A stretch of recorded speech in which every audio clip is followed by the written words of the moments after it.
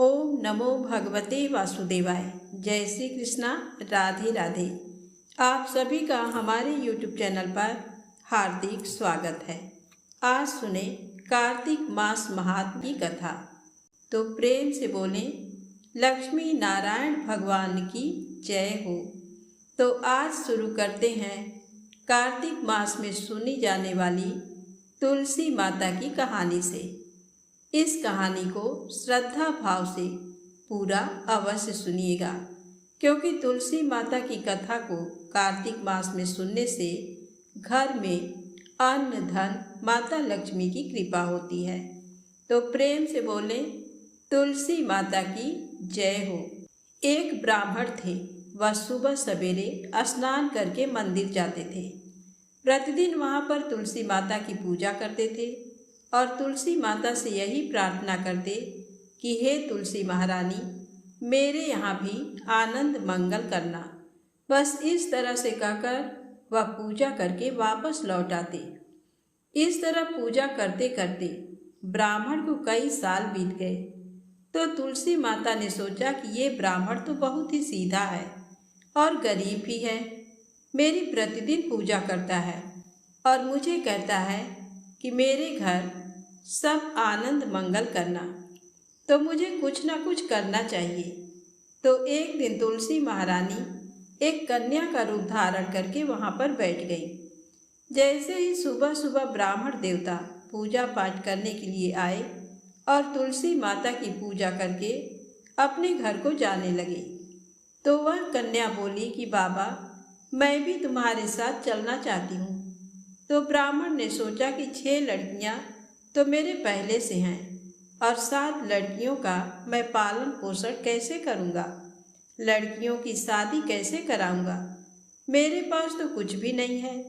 ये सोचकर उसने उस लड़की से कुछ नहीं कहा और चुपचाप अपने घर लौट आया। दूसरे दिन जब ब्राह्मण फिर से मंदिर गया तो वह कन्या वहीं पर बैठी हुई मिली और ब्राह्मण पूजा करके आने लगा तो वह बोली कि बाबा, मैं भी आपके साथ चलूं। तो वह ब्राह्मण कुछ भी नहीं बोला और सीधा अपने घर आ गया। लेकिन मन ही मन सोच सोचकर वह दुखी रहने लगा। चिंता के कारण उसका खाना पीना बिल्कुल ही कम हो गया। तो एक दिन उसकी पत्नी ने कहा कि स्वामी, क्या बात है, आजकल बहुत दुखी दिखाई देते हो, क्या सोचते रहते हो? तो वह ब्राह्मण अपनी पत्नी से बोला कि मैं मंदिर जाता हूँ, तो वहाँ पर एक छोटी सी सुंदर सी कन्या बैठी है और वह कहती है कि बाबा, मैं भी आपके साथ चलूँ। तो मैं उसे क्या जवाब दूँ? मेरे पास तो कुछ भी नहीं है। तुम्हें तो पता है कि हम कितने गरीब हैं। 6 बेटियों का पालन पोषण तो हमसे होता नहीं है, तो 7वीं का कहाँ से करेंगे? मैं तो यही सोच सोचकर बहुत दुखी रहता हूँ कि उसे क्या जवाब दूं। अब तो मेरा मंदिर जाने से भी जी घबराता है। तो ब्राह्मण की बात सुनकर उसकी पत्नी बोली कि अरे, इसमें परेशान होने की क्या बात है, आ रही है तो आने दो। कल जब तुम मंदिर जाओ तो उस लड़की को अपने साथ ले आना, वह भी तो हमारी बेटी है। तो ब्राह्मण बोला कि भाग्यवान, हमें 6 बेटियों की शादी करनी है, तो 7वीं की शादी कहाँ से करवाएंगे? हमारे पास खाने के लिए अनाज नहीं है, तो शादी कैसे करवाएंगे? तो ब्राह्मणी ने कहा कि ये कोई बात नहीं हुई। जब हम अपनी 6 बेटियों की शादी करवाएंगे तो वहीं 7वीं की भी करवा देंगे। अगर उसने हमारे घर जन्म लिया होता तो क्या हम उसे घर से निकाल देते? तुम मेरी बात मानो और कल उसे अपने साथ ले आना, मैं इंतजार कर रही हूँ। तो दूसरे दिन सुबह सवेरे स्नान करके जब ब्राह्मण मंदिर को गया और पूजा पाठ करके लौटने लगा तो उस कन्या ने कहा कि बाबा, मैं आपके साथ चलूं? तो ब्राह्मण बोला कि हाँ बेटा, चल। तो वह उसको लेकर घर आ गया। तो उसे देखकर उसकी माँ और उसकी 6 बहनें बहुत ही खुश हुईं। वह अपनी बहनों के साथ बहुत ही खुश रहती थी और अपनी माँ का भी कामकाज में हाथ बटाती थी। जब तुलसी माता कन्या के रूप में ब्राह्मण के घर आई तो उसी दिन से ब्राह्मण के तो भाग खुल गए उसकी पंडिताई का काम बहुत ही अच्छे से चलने लगा। दूर दूर के गांव से उसे बुलावा आने लगा। दूर दूर के गांव में ब्राह्मण की खूब प्रशंसा होने लगी। ब्राह्मण के तो ठाठ हो गई। सुख सौभाग्य का वास हो गया। अन्न धन के भंडार भर गए। एक दिन ब्राह्मण ने अपनी पत्नी से कहा कि हमारी 7वीं बेटी तो बहुत ही भाग्यशाली है। उसके आने से हमारे तो भाग खुल गए हैं। तो ब्राह्मणी बोली कि आप बिल्कुल सच कह रहे हैं स्वामी। मैं भी आपसे एक बात कहना चाहती हूँ। हमारी 7 बेटियाँ विवाह योग्य हो गई हैं। अच्छे से घर पर तलाश करके उनकी शादी कर दीजिए। तो ब्राह्मण ने कहा कि ये तो तुम बिल्कुल ठीक कह रही हो। तो दूसरे दिन जब ब्राह्मण पूजा अर्चना करने के बाद में तैयार होकर कहीं जा रहे थे, तो 7वीं बेटी ने कहा कि बाबा, आज तैयार होकर आप कहाँ जा रहे हैं? तो ब्राह्मण ने सारी बात बताई। तो वह बोली कि बाबा, मुझे अभी शादी नहीं करवानी। मेरी बहनों की शादी कर दो। मैं उनकी शादी में नाचना चाहती हूँ और मेरी शादी बाद में करना। तो इस तरह से फिर उसकी 6 बहनों की अच्छे घर में शादी तय कर दी और तुलसी माता की कृपा से उनके घर में सारे जेवर, कपड़ा, खाना सब कुछ तैयार हो गया और उन सभी बहनों की अच्छी धूमधाम से शादी हुई और वह सभी अपनी ससुराल चली गई। अगले दिन ब्राह्मण सुबह सवेरे उठे तो देखा कि आंगन के बीचों बीच एक तुलसी का पौधा है। तो ब्राह्मण को देखकर ये बहुत ही आश्चर्य हुआ कि मेरे आंगन में तुलसी का पौधा कैसे आया। तो उसने जल्दी से ब्राह्मणी को उठाया और दोनों जैसे ही तुलसी के पौधे के पास गए तो उन्हें अपनी 7वीं बेटी का मुस्कुराता हुआ चेहरा उस तुलसी के पौधे में दिखाई दिया। तो ये देखकर दोनों की आंखों में खुशी के आंसू छलक आए और दोनों कहने लगे कि इतने दिनों तक हमारे साथ तुलसी माता स्वयं रही और हमें पता भी नहीं चला। फिर उसी दिन से ब्राह्मण और ब्राह्मणी स्नान करके पहले तुलसी माता की पूजा करते। पूजा करने के बाद में ही कोई दूसरा काम करते। हे तुलसी माता, जैसा आपने ब्राह्मण को दिया वैसा सबको देना। जैसा आनंद मंगल उनके घर में किया वैसे हमारे भी करना। सुख सौभाग्य बनाए रखना। तो प्रेम से बोले, तुलसी माता की जय हो। अब आइए सुने कार्तिक मास महात्म्य कथा। प्रेम से बोले, लक्ष्मी नारायण भगवान की जय हो। ब्रह्मा जी कहते हैं कार्तिक का व्रत आश्विन शुक्ल पक्ष की 10वीं से आरंभ करके कार्तिक शुक्ला 10वीं को समाप्त करें अथवा आश्विन की पूर्णिमा को आरंभ करके कार्तिक की पूर्णिमा को पूरा करें। भक्तिमान पुरुष आश्विन शुक्ल पक्ष की एकादशी आने पर भगवान विष्णु को नमस्कार करके उनसे कार्तिक व्रत करने की आज्ञा प्राप्त करें और विधि से कार्तिक व्रत का पालन करें। 12 महीनों में मार्गशीर्ष मास अत्यंत पुण्यप्रद है। उससे अधिक पुण्य फल देने वाला नर्मदा तट पर वैशाख मास बताया गया है। उससे लाख गुना अधिक प्रयाग में माघ मास का महत्व है। उससे भी महान फल देने वाला कार्तिक मास है। इसका महत्व सर्वत्र जल में एक सा ही है। एक ओर सब दान, व्रत और नियम तथा दूसरी ओर कार्तिक का स्नान तराजू पर रखकर ब्रह्मा जी ने तौला तो कार्तिक का ही पलड़ा भारी रहा। स्नान, दीपदान, तुलसी के पौधों को लगाना और सींचना, पृथ्वी पर शयन, ब्रह्मचर्य का पालन, भगवान विष्णु के नामों का संकीर्तन तथा पुराणों का श्रवण, इन सब नियमों का जो कार्तिक मास में निष्काम भाव से पालन करते हैं वे ही जीवन मुक्त हैं। ये व्रत भगवान श्री कृष्ण को बहुत प्रिय है। सूर्य भक्त, गणेश भक्त, शक्ति उपासक, शिव उपासक और वैष्णव सभी को सब पापों का निवारण करने के लिए कार्तिक स्नान करना चाहिए। सूर्य की प्रीति के लिए जब तक सूर्य नारायण तुला राशि पर स्थित हों तब तक व्रत करना चाहिए। आश्विन की पूर्णिमा से लेकर कार्तिक की पूर्णिमा तक भगवान शंकर की प्रसन्नता के लिए स्नान करना चाहिए। आश्विन शुक्ल पक्ष की प्रतिपदा से लेकर कार्तिक कृष्ण चतुर्दशी की महारात्रि के आने तक भगवती दुर्गा की प्रसन्नता के लिए स्नान करना चाहिए। गणेश जी की प्रसन्नता के लिए आश्विन कृष्ण चतुर्थी से लेकर कार्तिक कृष्ण चतुर्थी तक नियम पूर्वक स्नान करना चाहिए। जो आश्विन शुक्ल पक्ष की एकादशी से लेकर कार्तिक शुक्ल एकादशी तक कार्तिक व्रत की समाप्ति करता है, उसके ऊपर भगवान जनार्दन प्रसन्न होते हैं। जो दूसरों के संगवश या जानकर अथवा बिना जाने ही कार्तिक मास में प्रातः स्नान का नियम पूरा कर लेता है, वह कभी यम यातना को नहीं देखता। अथवा जो ब्राह्मण कार्तिक में प्रातः स्नान करते हैं, उन्हें ओढ़ने के लिए कंबल या रजाई देकर स्नान जनित यानी स्नान के तरह ही पुण्य फल को प्राप्त करें। कार्तिक मास में विशेषतः श्री राधा और श्री कृष्ण की पूजा करनी चाहिए। जो कार्तिक में तुलसी वृक्ष के नीचे श्री राधा और श्री कृष्ण की मूर्ति का निष्काम भाव से पूजन करते हैं, उन्हें जीवन मुक्त समझना चाहिए। हजारों पापों से युक्त मनुष्य क्यों ना हो, वह कार्तिक स्नान से अवश्य पाप मुक्त हो जाता है। तुलसी के अभाव में आंवले के नीचे पूजा करनी चाहिए। सूर्य मंडल की ओर देखकर सूर्य रूपी नारायण के लिए पूजनोपचार समर्पित करना चाहिए। सब देवता अप्रत्यक्ष हैं, केवल ये भगवान सूर्य ही प्रत्यक्ष हैं।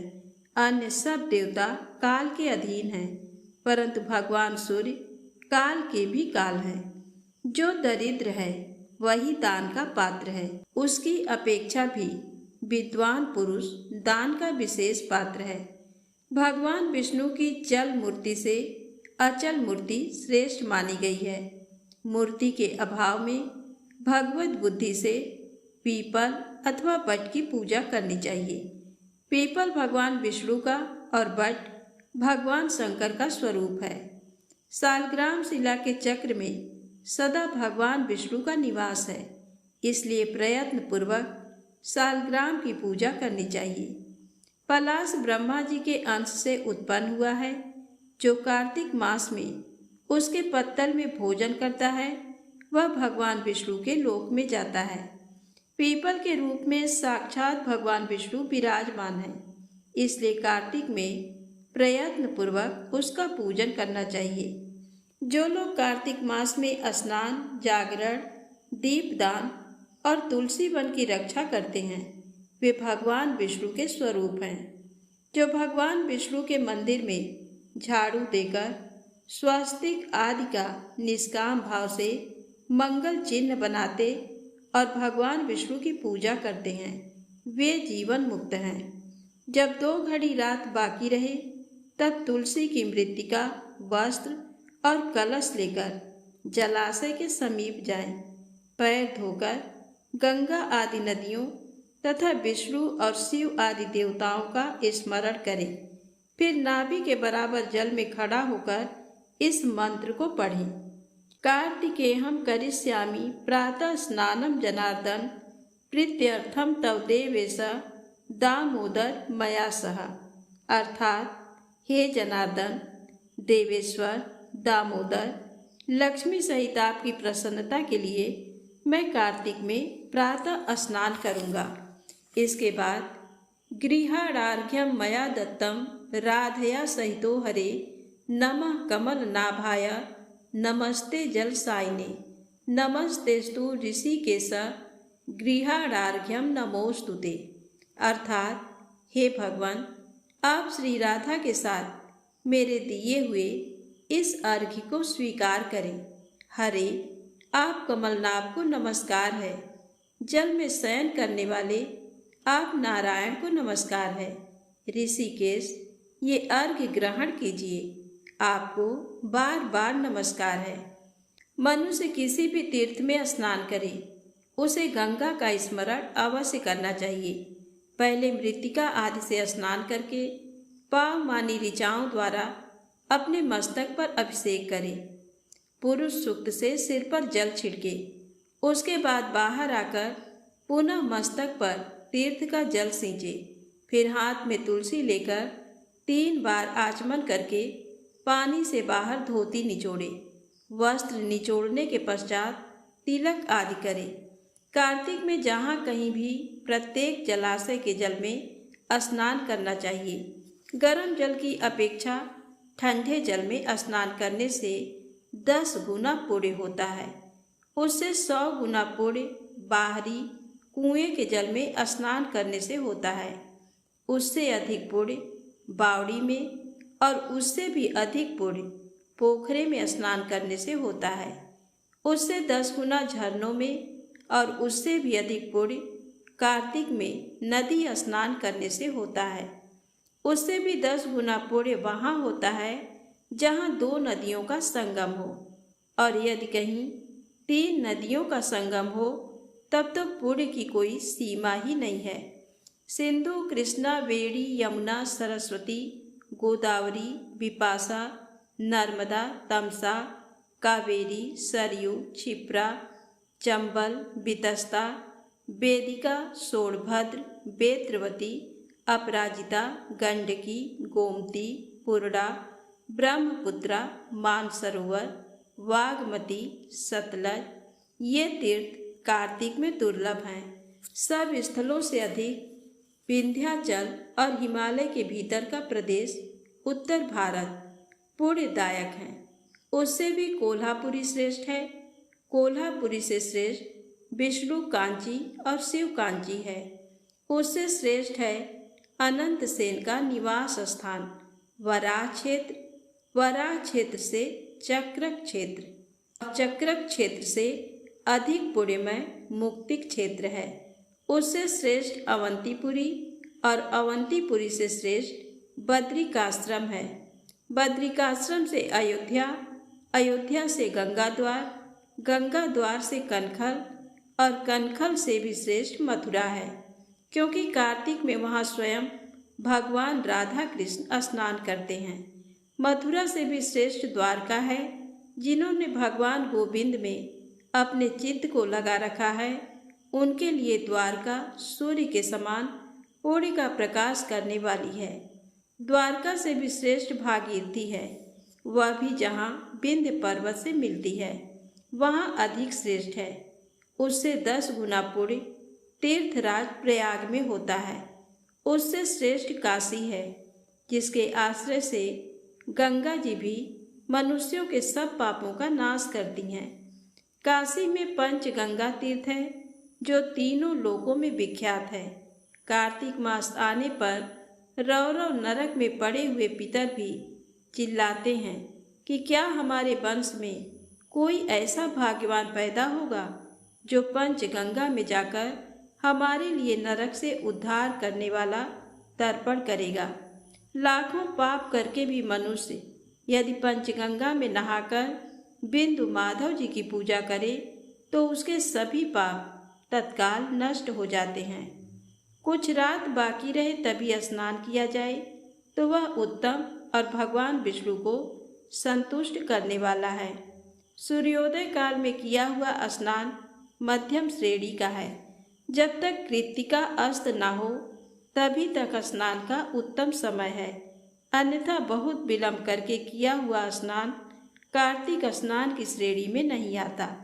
स्त्रियों को पति की आज्ञा लेकर कार्तिक स्नान करना चाहिए, क्योंकि पति से बिना पूछे जो धर्म कार्य किया जाता है वह पति की आयु को छीण कर देता है। स्त्रियों के लिए पति की सेवा छोड़कर दूसरा कोई धर्म नहीं है।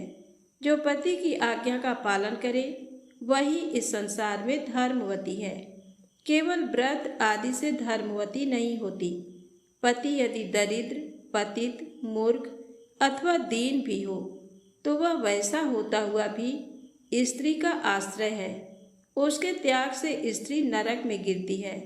जिसके दोनों हाथ, दोनों पैर, वाणी और मन ये काबू में रहे तथा जिसमें विद्या, तप एवं कीर्ति हो, वही मनुष्य तीर्थ के फल का भागी होता है।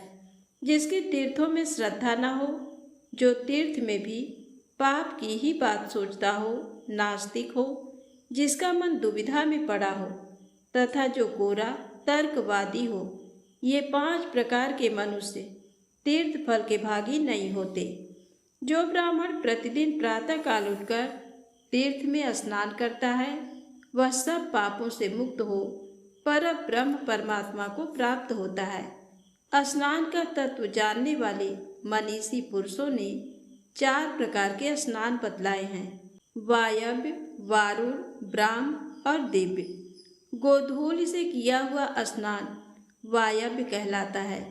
समुद्र आदि के जल में जो स्नान किया जाता है उसे वारुण कहते हैं। वेद मंत्रों के उच्चारण पूर्वक जो स्नान होता है उसका नाम ब्राह्म है। तथा मेघों अथवा सूर्य की किरणों द्वारा जो जल अपने शरीर पर गिरता है उसे दिव्य स्नान कहा गया है। इन सभी स्नानों में वारुण स्नान सबसे उत्तम है। ब्राह्मण, क्षत्रिय और वैश्य को मंत्रोच्चारण पूर्वक स्नान करना चाहिए। स्त्री और शूद्र के लिए बिना मंत्र के ही स्नान का विधान है। प्राचीन समय में श्रेष्ठ तीर्थ पुष्कर में जहाँ नंदा संगम है, वहीं नंदा के कहने से राजा प्रभंजन कार्तिक मास में पुष्कर स्नान करके व्याघ्र योनि से मुक्त हुए थे और नंदा भी कार्तिक में पुष्कर का स्पर्श पाकर परम धाम को प्राप्त हुई थी। तो प्रेम से बोलें, लक्ष्मी नारायण भगवान की जय हो। अब आइए सुने तुलसी माता की आरती। तुलसी महारानी नमो नमो, हरि की पटरानी नमो नमो। धन तुलसी पूरण तप कीनो, शालिग्राम बनी पटरानी। जाके पत्र मंजरी कोमल, श्रीपति कमल चरण लपटानी। तुलसी महारानी नमो नमो, हरि की पटरानी नमो नमो। धूप दीप नैवेद्य आरती, पुष्पन की वर्षा बरसानी। 56 भोग 36 व्यंजन, बिन तुलसी हरि एक न मानी। तुलसी महारानी नमो नमो, हरि की पटरानी नमो नमो। सब सखी मैया तेरो यस गावे, भक्ति दान दीजय महारानी। नमो नमो तुलसी महारानी, तुलसी महारानी नमो नमो। तुलसी महारानी नमो नमो, हरि की पटरानी नमो नमो। प्रेम से बोलें, तुलसी माता की जय हो। श्री हरि विष्णु भगवान की जय हो।